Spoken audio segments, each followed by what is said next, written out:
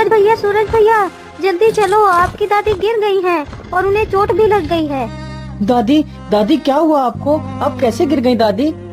कुछ नहीं बेटा, बस जरा सा पैर फिसल गया और मैं गिर गई। दादी, मैंने कितनी बार कहा है आपसे कि आप काम मत करो, आप काम मत करो, फिर भी आप मेरी एक नहीं सुनती हो। चलो दादी, घर चलो।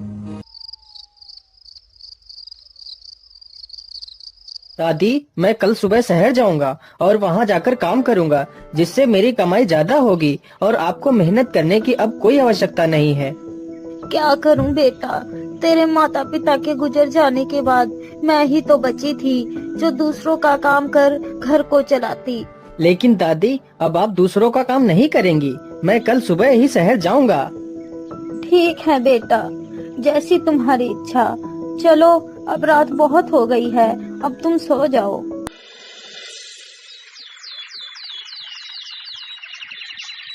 अच्छा दादी, मैं चलता हूँ, तुम अपना ख्याल रखना, मैं जल्दी ही वापस आ जाऊंगा।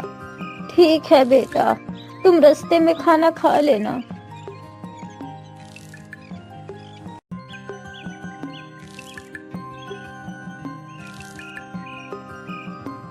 अब तो मैं चलते चलते बहुत थक गया हूँ और मुझे प्यास भी लगी है। चलो, कहीं पर आगे पानी मिले तो वहीं पर खाना खा लूँगा। अरे, वहाँ पर तो एक नदी है, चलो यहीं पर खाना खा लेता हूँ।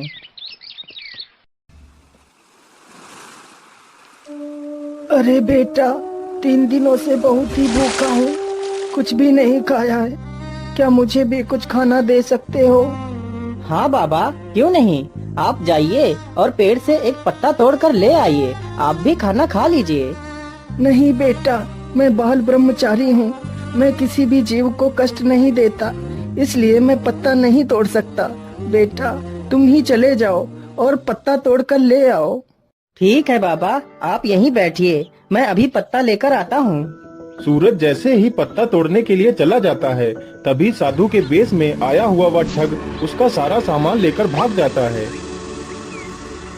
अरे, ये बाबा जी कहाँ गए और मेरा सामान भी गायब है? तो क्या वह साधु के वेश में कोई चोर था? अरे चलो, कोई बात नहीं, मुझे लगता है आज मुझे भूखे पेट ही चलना पड़ेगा। श्रीमन नारायण, श्रीमन नारायण, श्रीमन नारायण, श्रीमन नारायण। अरे बाप रे बाप, यह बगुला तो कितना बड़ा भक्त है। एक तरफ तो मछलियों को गपागप गटक रहा है और दूसरी तरफ नारायण नारायण का जाप कर रहा है। इससे बड़ा भक्त तो मैंने आज तक नहीं देखा। खैर छोड़ो, हमें क्या करना है, चलो आगे चलता हूँ। फिर वह चलते चलते एक राजा के द्वार पर पहुँचता है। अरे द्वारपालो, मुझे राजा से मिलना है, मैं बहुत दूर से आया हूँ। अगर राजा मुझे कोई काम दे दे तो राजा की बहुत कृपा होगी मुझ पर। बहुत अच्छी बात है, तुम नौकरी करना चाहते हो। तुम आज बाहर जो 2 पहरेदार हैं, उन्हीं के पास पहरा दो। मैं तुम्हें सुबह ही नौकरी पर रख लूंगा।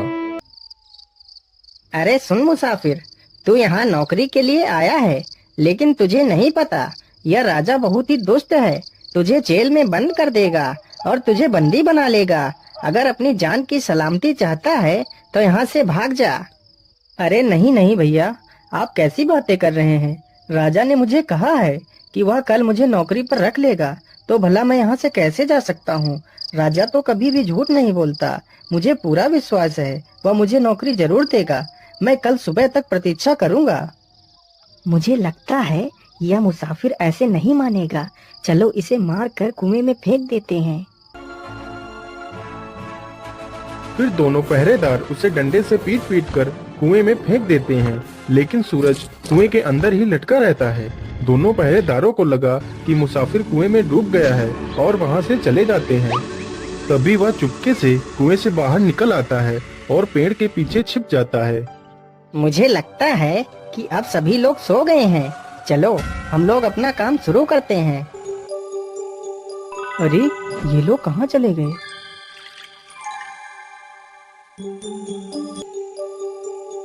महारानी जी, आज मैं आपसे कुछ पूछना चाहता हूँ। पूछिए स्वामी, आप क्या पूछना चाहते हैं? महारानी जी, मुझे ये बताइए कि पतिव्रता स्त्री कौन होती है? पतिव्रता स्त्री वो होती है जो किसी गैर पुरुष को देखती तक नहीं। अरे जल्दी करो बल्लू, नहीं तो किसी ने हमें देख लिया तो हमारी खैर नहीं। चलो जल्दी से इस खजाने को झाड़ियों के पीछे छिपा देते हैं। सूरज पेड़ के पीछे छिपकर उन दोनों की यह सारी करामात देख रहा था। अभी तो काफी रात पड़ी है, चलो मैं यहीं पर छिपकर बैठ जाता हूँ, नहीं तो मुझे इन लोगों ने देख लिया तो मुझे मार ही डालेंगे। अरे ये क्या, ये महारानी जी इतना सज धज कर इतनी रात में कहाँ जा रही हैं? मुझे पता लगाना ही चाहिए। अरे मूर्ख, तुझे इतनी देर कैसे हो गई? मैं इतनी ठंड में बैठे बैठे परेशान हो गया हूँ और तू अब आई है। बता मुझे, तुझे इतनी देर कहाँ हो गई? क्या बताऊं, आज महाराज बहुत ही देर में सोए थे, इसीलिए मुझे देर हो गई। अरे बदचलन, तू मुझसे छल कर रही है। रुक, आज मैं तुझे जान से ही मार दूंगा। फिर वह आदमी आग से जलती हुई लकड़ी उठाकर महारानी की पीठ पर मार देता है, जिसके कारण महारानी की पीठ जल जाती है और महारानी वहां से भाग जाती है।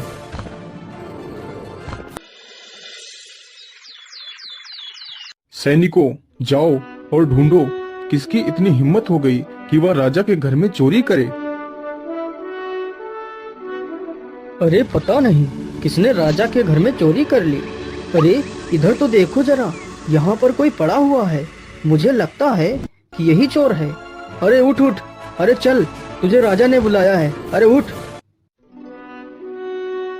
अरे तू तो वही है ना जो कल हमारे महल में नौकरी के लिए आया था और तूने रात भर में चोरी भी कर ली। सैनिकों, इसे मृत्यु दंड दे दिया जाए। महाराज, मैंने चोरी नहीं की है। अगर चोरी तूने नहीं की है तो फिर किसने की है? बता जल्दी, नहीं तो तेरी मौत निश्चित है।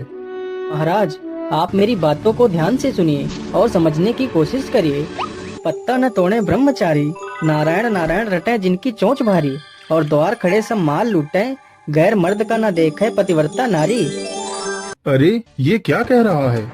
मैं तुझसे चोरी के बारे में पूछ रहा हूँ और तू पहेलियाँ बुझा रहा है। सैनिकों, इसके मारो 10 चाबुक। नहीं नहीं महाराज, आप मुझे मारो मत, मैं आपको इसका मतलब बताता हूँ।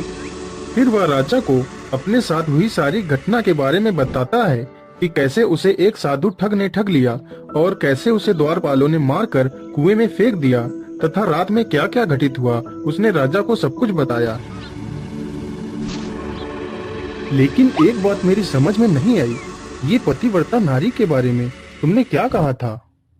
महाराज, आज रात जब आप महारानी जी से पूछ रहे थे कि पतिव्रता स्त्री कौन होती है, तो महारानी ने बताया था कि जो स्त्री गैर पुरुष को देखती तक नहीं है उसे पतिव्रता स्त्री कहते हैं।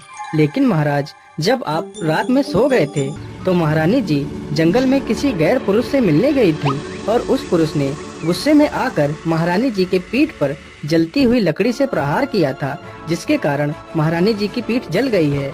यदि आपको मेरी बातों पर यकीन न हो तो आप अपनी महारानी के पीठ पर देख सकते हैं। जब राजा इन सारी बातों की पुष्टि करता है तो वह सारी बातें सच साबित होती हैं, तो राजा उन दोनों द्वारपालों और अपनी महारानी को मृत्यु दंड दे देता है।